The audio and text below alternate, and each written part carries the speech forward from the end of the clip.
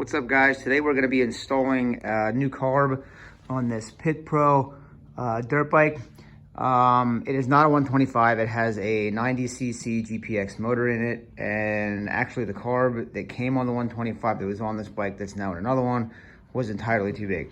I think this is either a 26 or a 28 millimeter carb. It was running so rich it wouldn't run at all. It's not a Mikuni either. It's one of the Amazon knockoffs.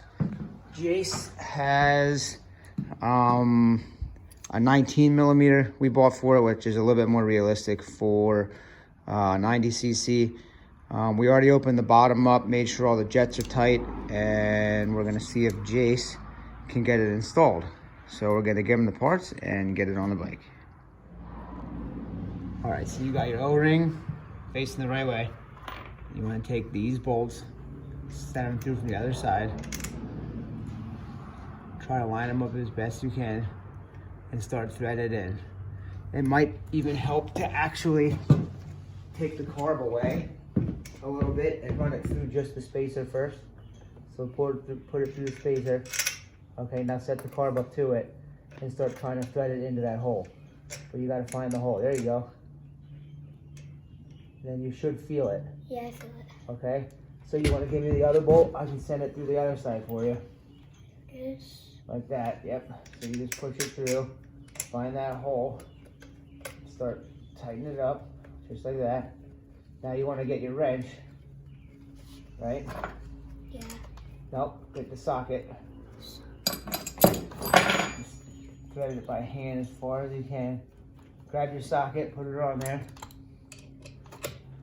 There you go. Tighten, tighten, tighten.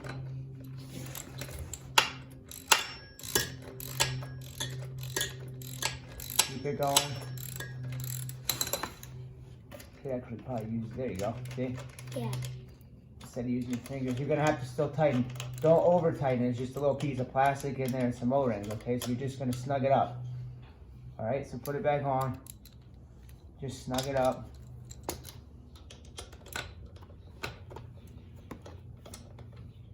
Down. Don't get clumsy with it, just easy. Go ahead, I'll tell you what, a little bit more. Go back to a clip, bud. You gotta go back to a clip. There you go. Stop, that's perfect. Do it again. Down, a little more, a little more, a little more. Good. Okay.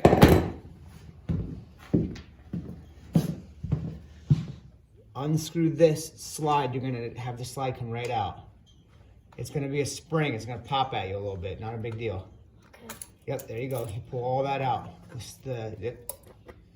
And the little slides in there. Okay? Yeah. Now we're gonna hook up the throttle cable. Okay. So your throttle cable's in, right? Yeah. You just take the spring, feed it through, pinch it up so it's out of your way. Okay? Find where the cable portion goes. And the little slide. Put it in, put that up, put your spring in. See? All together. Yeah. Now we're gonna fit it back in the carb. Hang on. Okay, so you have the notch for your idle adjustment, and this is for the cable. So you know your idle adjustment screw is on this side, right? Yeah. Okay, so that means that notch has to face that direction. So you go up here, you feed it down in, put that notch in that direction, and you will feel it. See how it fell in? Yeah. Okay. Now, that is going to cover that.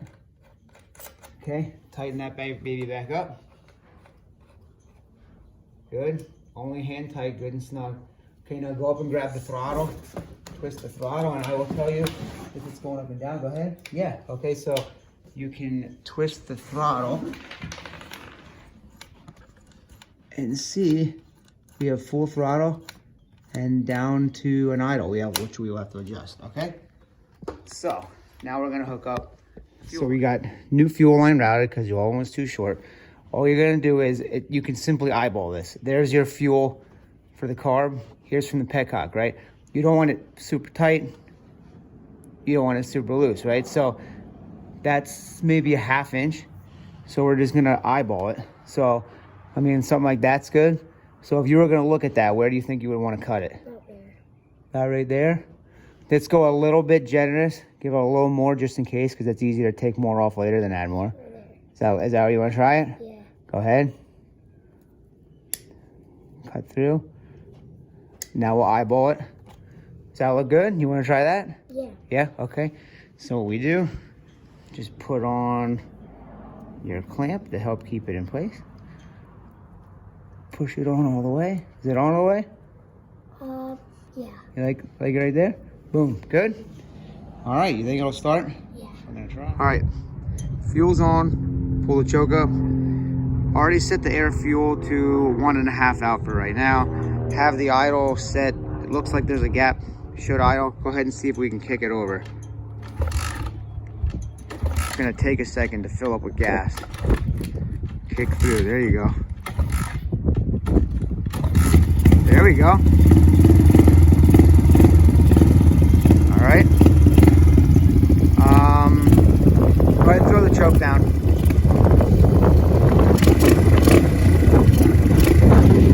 All right, not so bad.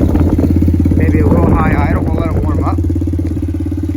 Amazon carburetor, started in a couple kicks.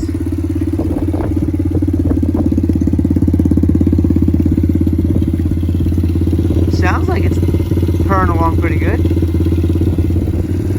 Okay, so the idle may be a hair high. Yeah, so that one right here on the bottom, that's the air fuel. That's the one I was telling you about that is going to do the fuel mixture. The one on the top there, that's your idle. So if you want it to idle faster, you're going to screw it in, watch your thumb on the throttle. So always hold the screwdriver way out. You want to just loosen it to the left just a hair, and you'll hear it change. Do you hear it? Just that little bit made a change. Okay, so what we're going to do is we're going to put it in gear and make sure that it doesn't roll with the idle where it is, because this is semi-auto. So we're in gear and we're not moving, okay? So that, Jayce, I would consider to be a good idle for right now.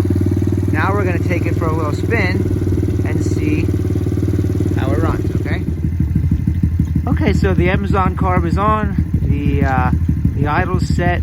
I drove around a little bit, set the air fuel. It's running and driving pretty good, actually.